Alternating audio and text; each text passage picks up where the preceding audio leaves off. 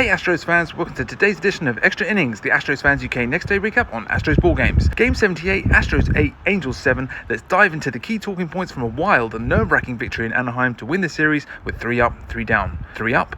Leading off, Mauricio Dubón. M-Dub completed a spectacular West Coast road trip with a 2-homer coup de grace that spearheaded both of our 4-run rallies in this game.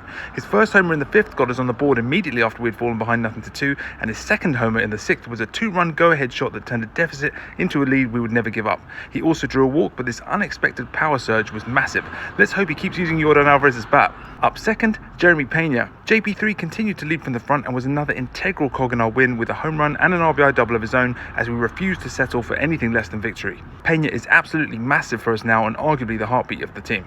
Up third, Jake Meyers. It was another superb day for Jake too, batting as high as second and still managing to contribute heavily with 2 hits and an RBI plus that dependable defensive brilliance in centre field, making no mistake on the liner to end the game with the pressure on. Let's break the rules. Up fourth, Ryan Gusto. Gusto's outing was filled with extremes in that he gave up 5 runs on 2 multi-run homers, but he also didn't walk anyone and picked up 7 strikeouts. He gave up 6 hits, but he also got us through 6 more innings. Up fifth, Christian Walker. The much maligned Walker picked up 2 hits and an RBI in this one as he continues to search for offensive momentum.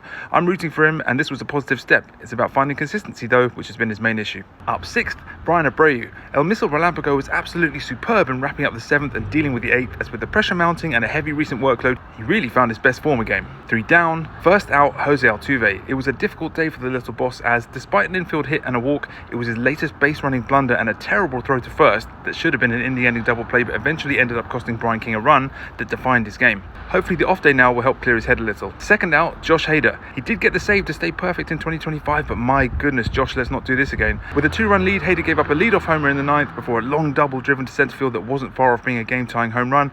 And then with the runner at second and Mike Trout at the plate, Hader fell behind 3-1 and grooved a fastball down the middle that he was incredibly fortunate Trout lined out to Myers in centre field to end the game. I think the day off will help Hader too. Let's leave the negative points there. A couple of extra points to finish on. No guts, no glory. This Astros team was pushed hard by the Angels here but held on to get the win by any means necessary. They relished the fight and can do it all.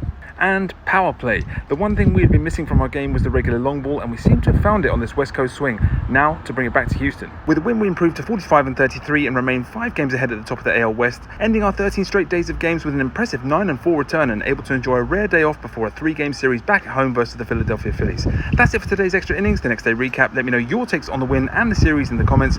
Make sure you're following at Astros Fans UK on all platforms, and I'll catch you soon for the next edition of Extra Innings. Go Stros!